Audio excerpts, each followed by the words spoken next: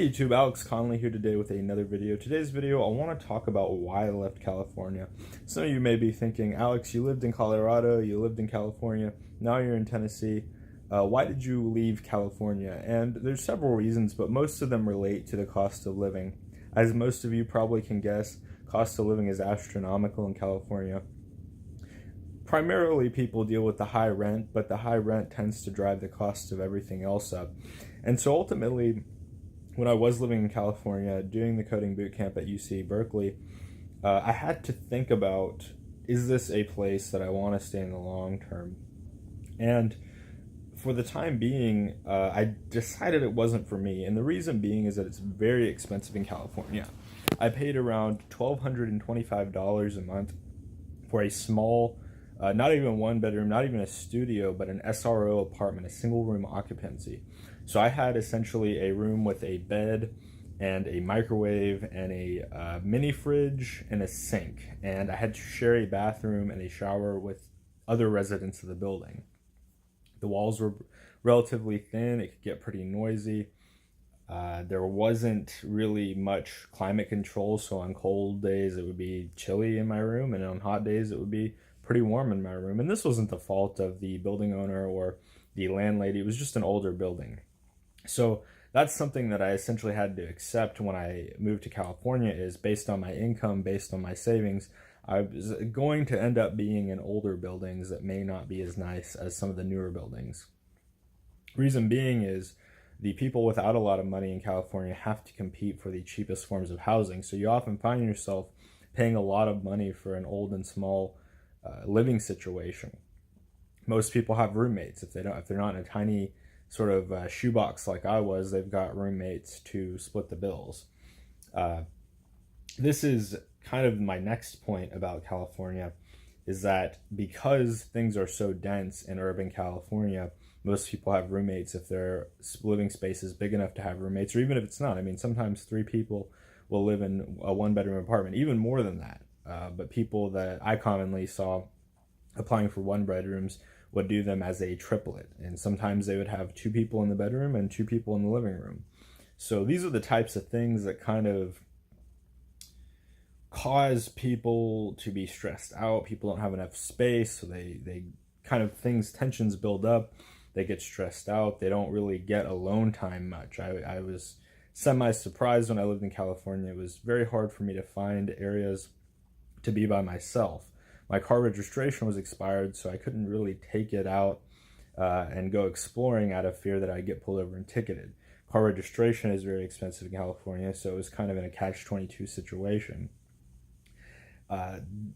More about the cost of living. Gasoline was $4 or more in California per gallon when I lived there. In Tennessee, I think right now it's like $2.39 a gallon, so it's gone up some, so it's probably gone up some in California too. Maybe it's approaching more like $4.40, $4.50 a gallon on average in California. So think about, if you are thinking about living there or moving there for an opportunity, definitely consider and factor cost of living into your calculations. It's unavoidable in California.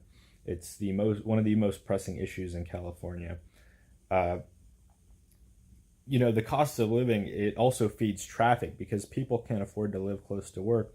The Bay Area actually has the highest rate of super commuters in the nation. Super commuters are defined as people that travel, I think it's an hour or over an hour and a half to get to work. For example, I was in a sushi shop in San Francisco, and I overheard a public worker, Department of Public Works, San Francisco worker, talking about how he had to wake up at 3 a.m. every day to catch the train at 4 a.m., now 5 a.m. because they pushed BART back, but 4 a.m. to take the train for an hour and a half to get to work all day. I mean, that really grinds on you when you're not only putting in work at work, but you're putting in work to get to work and to get home. These types of things really wear on people, and you'll notice a fair amount of people that you encounter when you're in the Bay Area seem stressed out from working too much, or they seem tired from working too much. I would commonly see people sleeping on public transit, commonly see people sleeping in public that weren't on drugs. It's just people are tired, they're worn down, because to deal with the astronomical cost of living, they have to put in extra work. I didn't know anybody in the Bay Area that worked 40 hours a week. I think the minimum was like 50 to 60 hours a week. Some of my friends worked even more than that and currently work more than that. So you have to think about that. Moving on to my next point, once again, related back to cost of living, is the fact that I had several friends in Northern California, different parts of town, different areas of the city, and I really enjoyed spending time with them. They're all intellectual, bright people, worldly thinkers, accomplished relative to their age, their different ages. But the problem with that is that because my friends worked so much and because I worked so much, we didn't have as much time to socialize. We didn't have as much time to get together. A lot of the times on the weekend, there was this additional expectation for them or myself or all of us to put in extra work to get ahead. And I felt that even though I did have these friendships, it was challenging to sustain them in the same way that people can sustain relationships in lower cost of living areas. Kind of to add to the point, I felt similarly about Denver, Colorado. I had several friends throughout the metro area, but because cost of living was so high, we had to work so much that people didn't have as much time to sort of put into the community that they wanted to establish and develop. I noticed some people would essentially have to put their professional success on the back burner to pursue these personal types of obligations or interests. So moving on, what else? It was challenging to... I'll be right back.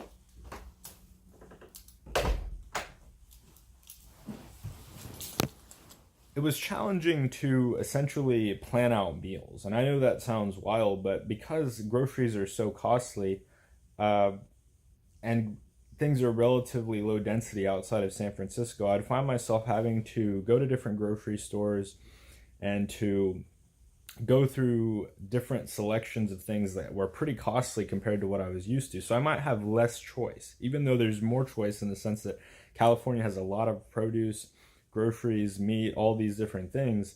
You pay a premium because you're living in California, you're shopping in California.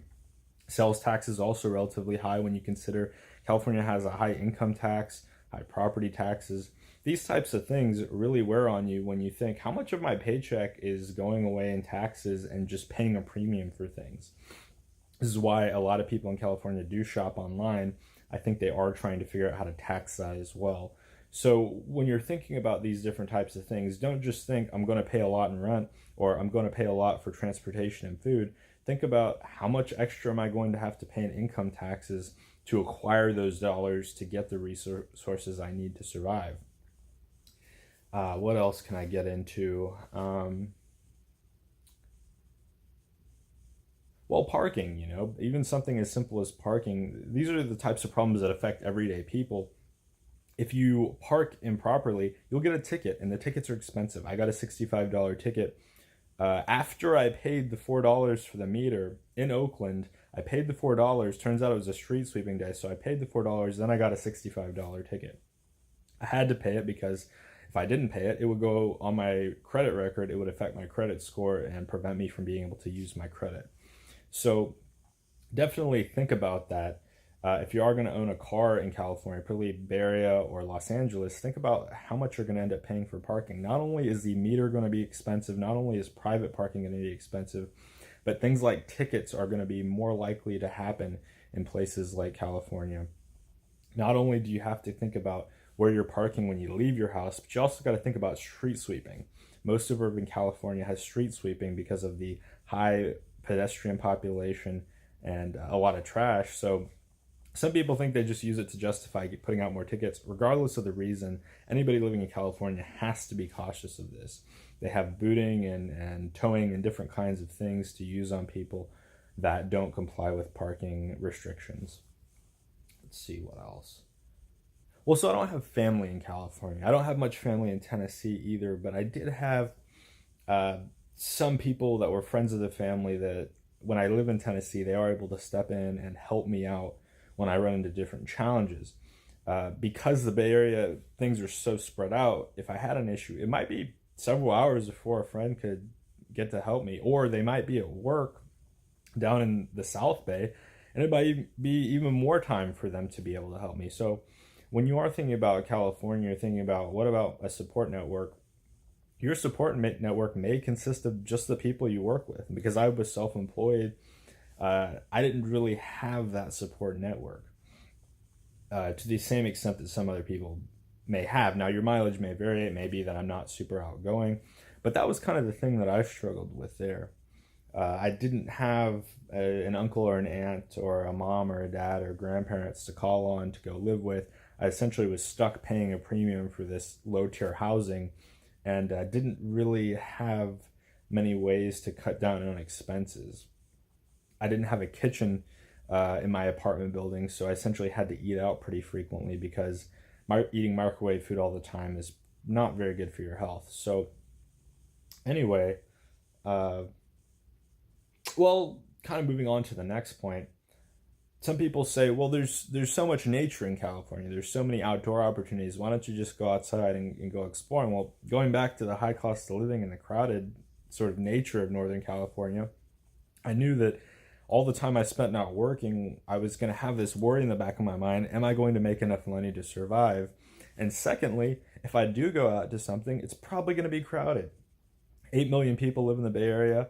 I think 15 million people, maybe 14 million people live in the LA metro.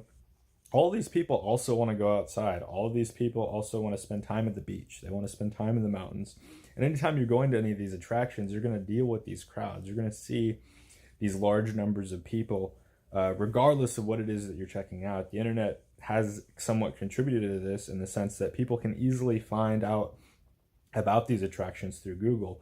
And if you want to talk about internet savvy people, Northern California might have the most internet savvy population in the United States. What else? What else? Well, one thing that the high cost of living contributes to, of course, the weather does as well, as the homeless population. One of the things that I kept encountering day after day is the same homeless people on the same blocks in the same areas asking me for money. Now, one or two times I understand, but it's like, if I have to tell you 40 times, 50 times per month per person, no, I don't have any change, that just kind of grinds on you. Because as an empathetic person, I feel like I want to do something to help, but it's very clear that I can't do anything to help. I don't know what's going on with them. I don't know their personal situation. I don't know if it's a mental health issue, if it's a physical health issue. Really, it creates this sort of feeling of helplessness when you see people experiencing these various states of homelessness. And you will see in the Bay Area, there are various states and levels to homelessness. It usually starts out by somebody moving into their car, living in their car for a while. Eventually, maybe their car has issues, gets towed or ticketed, taken away from them. They move into using a tent. Maybe they're so stressed out from all of this, they turn to drugs. The drugs begin to create mental illness in their mind. And before you know it, they're on the street for years. They would not be able to handle the responsibility of a regular day-to-day job. There are a lot of these sort of lost causes on the streets of San Francisco and Los Angeles. And I think that it's, if you're an empathetic person, be prepared for that. Be prepared to see things that really tug at your heartstrings. This doesn't just relate to walking around, but public transit as well. You're going to see these types of things on public transit. You're going to see various people in different stages of addiction. If you're prone to addiction, I don't think it's the best place. You're going to see people using drugs in public. You're going to see people drinking alcohol in public. You're going to see people essentially having mental breakdowns in public. These are all the types of things that you're going to encounter if you end up in any of the main thoroughfares. Some of the people with a lot of money in California, the stereotypical wealthy Californians, they live in the higher up areas. They live in different areas where it's hard for these sorts of social ills to get to them. They don't, the voting population tends to avoid the neighborhoods and the low-lying areas where a lot of these problems manifest and collect. And so they enjoy certainly a high quality of life. They don't have to see these problems. They don't have to deal with these people. They can live in a nice area, likely a well-funded police force. Coincidentally, probably obvious to a lot of people, the safest areas in Northern California tend to be those with the well-funded police forces, more security, obviously more money. And you need to consider this if you don't have a lot of money, that you're going to be kind of lumped in with a lot of other people without money. And by money, I don't mean like, oh, you have $10,000 in the bank or $100,000 in the bank. The wealthy Californians are almost by definition multimillionaires just if they happen to own property. The average home price in California is very high, and if they've paid down their home, they've kept up with the mortgage payments, they've got equity in the home, they likely have a lot of money. And because of I think it's Prop 13, their tax rate doesn't really increase compared to newcomers. So you get these people that are not paying the premium, but essentially they've been grandfathered in, and that's good for them. Don't get me wrong, that's really good for them. But kind of the problem is that to retain their high home price, they also fight new home construction. They tend to vote against new home construction. It's a term they use is called NIMBYism, not in my backyard. I'm cool with these things, but don't build it near me. Don't affect my home prices. Don't affect the traffic in my neighborhood. Don't let it happen in my backyard. And this is really common. Another common issue that we have with NIMBYism is public transit. A lot of people think, oh, well, California is such a progressive liberal place. They're able to put money into social programs. They help people out. Well, if you're in charge, you're in the voting population, you pay a lot of taxes, you can simply vote for public transit not to come to your neighborhood. So there may be economic opportunities in your neighborhood, jobs in your neighborhood for people of lower income to work their way up. But if you essentially fight against their means of getting to the workplace, then they're not going to be able to get ahead. And so people, I notice, tend to... There's a good chunk of the population in California that seems to be sort of stuck in their social class. I know a number of young people that can't afford to move out. Rent is so high that young people tend to live with their families for a long time, just like Europe. Now, some people like this, and some people say it's a cultural benefit. Young people get to live with their parents and learn more about being an adult, get to save money, but oftentimes it's not that case. Oftentimes, I think that it tends to prevent young people from being able to develop a sense of independence. They can't move out. They can't have that separation and boundary with their parents, and there's this sort of it seems like there's a sense of, sometimes, not always, but some sense of resentment with older young people that have to live with their parents because they essentially feel trapped. I mean, some people might say, well, they should just move to a lower cost of living area, but then they're away from their family, and a lot of people don't want to live far away from their families. They want to be in their community around the people that they're used to and they know pretty well. So think about this too, is that if you do move to California and start a family, you may be keeping your kids or young people in your life kind of stuck to you in this artificial sort of way due to cost of living. Not because they're incapable. Some of these young people that are living with their families are extremely capable, talented, and hardworking people, but the cost of living is so astronomical, it's highly impractical for them to move out on their own. And if you could live with your family in a nice home, why would you want to go share a room with two other people and eat, essentially bread sandwiches just to get by? Not even to save money, not even to make a future for yourself, but just so you can call yourself independent. I mean, that's not really a good deal. It's not really a good trade-off, and that's what kind of pushed me to leave, is I was just like, I feel like I'm going to be stuck in substandard housing for like a decade or more, maybe for the rest of my life. I'm not big on most types of people as my roommates. My current roommate is a pretty cool guy, pretty smart, and we kind of, our personalities mesh. But what if 10, 20 years from now, I'm ready to be on my own and be an independent young man? Not that I'm not independent now, but even more independent in the sense of not needing roommates. What if I want that and I can't have that? These sort of blocks are just really frustrating. And I just really want to thank you guys for taking the time to watch this video. If you've gotten all the way to the end, it means a lot to me. Definitely let me know what you think down in the comments. Maybe you left California and you want to tell me why you left California. Maybe you love California and never leave. Let me know about that too. I kind of want to hear, are there other opinions? Are there differing opinions? What kind of opinions are out there? Let me know what you think down in the comments. Feel free to share this video with some Californians you know. I hope it doesn't offend or piss anybody off, but I can't help it if it does. So, all of that being said, I will see you next time.